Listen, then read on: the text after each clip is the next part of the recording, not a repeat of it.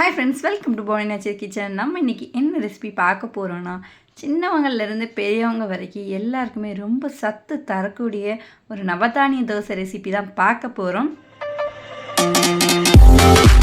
வாங்க எப்படி செய்யலான்னு பார்க்கலாம். அதுக்கு வந்து நான் 2 கப் எடுத்துருக்கேன்.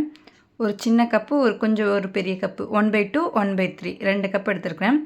1/2 கப்பில் 1 கப் அளவுக்கு புங்கார் ரைஸ் எடுத்துருக்கிறேன். இப்போ 1/3 கப்பில் 1 கப் அளவுக்கு பனிவரகு, 1/3 கப்பில் 1 கப் அளவுக்கு சாமை, 1 கப் திணை, அதே கப்பில் 1 கப்பு கம்பு, நாட்டு கம்பு எடுத்துருக்குறேன். 1 கப்பு சுண்டல், கருப்பு சுண்டல், அந்த கப்புட்டு ஒரு 1/4 கப் அளவுக்கு சோளம், அப்புறமா அரை கப் இருக்கு இல்லையா, 1/2 கப்பில் 1 கப் அளவுக்கு பச்சரிசி எடுத்துருக்குறேன். இப்போ குட்டி கப்பில் சிறுபயிறு எடுத்துருக்குறேன். எல்லாத்தையும் நல்லா மிக்ஸ் பண்ணி எடுத்துக்கோங்க. ரைஸ் போடும்போது மட்டும்தான் கொஞ்சம் பெரிய சைஸ் கப் எடுக்கணும். இப்போ இன்னொரு பவுலில் 1/3 கப்பில் 2 கப் அளவுக்கு உளுந்து எடுத்துருக்குறேன். எல்லாத்தையும் சேர்த்துட்டு நல்லா அலசி எடுத்துக்கலாம். அழுக்கு நிறைய இருக்கும். நல்லா ஒரு 2-3 தடவை நல்லா வாஷ் பண்ணி எடுத்துக்கலாம். ஒன்று சேர நல்லா கலந்து விட்டு நல்லா கழுவி எடுத்துக்கோங்க. நல்லா கழுவி எடுத்தாச்சு.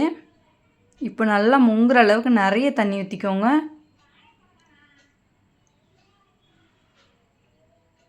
இது நல்லா ஓவர் நைட் வந்து ஊறட்டும்.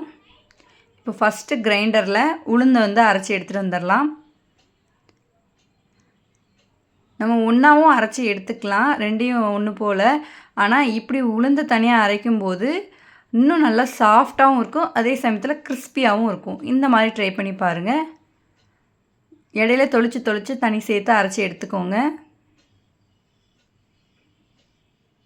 நல்லா சாஃப்டாக இருக்கணும். பாருங்கள், எப்படி தனி கொஞ்சம் கொஞ்சமாக தெளித்து அரைச்சி எடுக்கணும். மிக்சிலே அரைச்சி எடுக்கலான்னா இப்போ கிரைண்டரில் போட்டுட்டு நம்ம வேறு ஏதாவது வேலை பார்த்துக்கலாம். மிக்சினா பக்கத்துலேயே நின்றுட்டுருக்க மாதிரி இருக்கும். கிரைண்டர் தான் பெஸ்ட்டு. நல்லா அரைச்சி எடுத்துக்கலாம். இப்போ இது ஒரு பாத்திரத்துக்கு மாற்றிடலாம். இப்போ நல்லா வலித்து எடுத்ததுக்கப்புறமா நம்ம மில்லட்டை வந்து நல்லா அலசிட்டு மறுபடியும் எல்லாத்தையும் உள்ளே சேர்த்துக்கலாம். ஒரே டைமில் போட்டுக்கலாம். எல்லாத்தையும் உள்ளே சேர்த்துட்டு தண்ணி கொஞ்சமாக ஊற்றிக்கோங்க. நல்லா ஒரு 5 நிமிஷத்துக்கு 10 நிமிஷத்துக்கு மேலேயே இதை எட்டி கூட பார்க்க வேணாம், அது பாட்டில் அரைச்சிட்ருக்கும். அப்பப்போ கொஞ்சம் தண்ணி மட்டும் சேர்த்துக்கோங்க. நல்லா சாஃப்டாக அரைச்சி வரணும். இப்படி இந்த ஓரங்களில் வந்து கைவிட்டு எடுத்து விட்டுக்கோங்க, இல்லைன்னா ஓரங்களில் வந்து தங்கி இருந்துக்கணும். இது பாருங்கள், இப்படி இது அரைச்சி எடுத்துகிட்டு வந்திருக்குன்னு இந்த அளவுக்கு இருக்கணும். இப்போ இதை இன்னொரு பாத்திரத்தில் மாற்றிக்கலாம். டைரெக்டாக அதிலே சேர்த்துடக்கூடாது.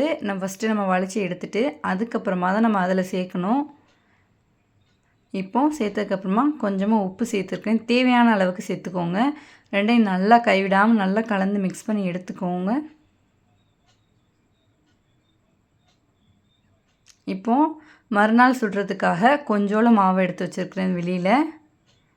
ஏன்னா கொஞ்சம் புளிப்பாக இருந்தால் தான் நல்லாயிருக்கும். மறுநாள் நல்லா தோசைக்கல்ல ஊற்றும்போது பாருங்கள் எவ்வளோ அளவுக்கு சூப்பராக வருதுன்னு. தோசை மாவு கொஞ்சமாக புளிக்க வச்சு சுட்டு பாருங்கள், அப்படி தான் நல்லாயிருக்கும். இல்லைன்னா கொஞ்சம் கட்டியாக கல் மாதிரி இருக்கும். நல்லா சுற்றி நெய் விட்டுட்டு இப்படிலேருந்து இந்த சைட்லேருந்து அந்த சைடு ஒரு திருப்பிடலாம். நல்லா சுற்றி நெய் சேர்த்து நல்லா முருவ எடுத்தால் அவ்வளோதான். சூப்பரான சூடான சுவையான என்னோடய ஸ்டைலில் நவதானிய தோசை வந்து ரெடி ஆகிட்டு. மறக்காமல் நான் சொல்லியிருக்க அளவுகளில் வந்து நீங்கள் மறக்காமல் ட்ரை பண்ணி பாருங்கள். ட்ரை பண்ணி பார்த்துட்டு எப்படி வந்துச்சுன்னு மறக்காமல் கமெண்ட் பண்ணுங்கள். இந்த வீடியோ உங்களுக்கு பிடிச்சிருக்கும்னு நினைக்கிறேன். இந்த வீடியோ உங்களுக்கு பிடிச்சிருந்துச்சுன்னா லைக் பண்ணுங்கள், ஷேர் பண்ணுங்கள். மறக்காமல் நம்ம சேனலை சப்ஸ்கிரைப் பண்ணுங்கள். தேங்க்ஸ் ஃபார் வாட்சிங்.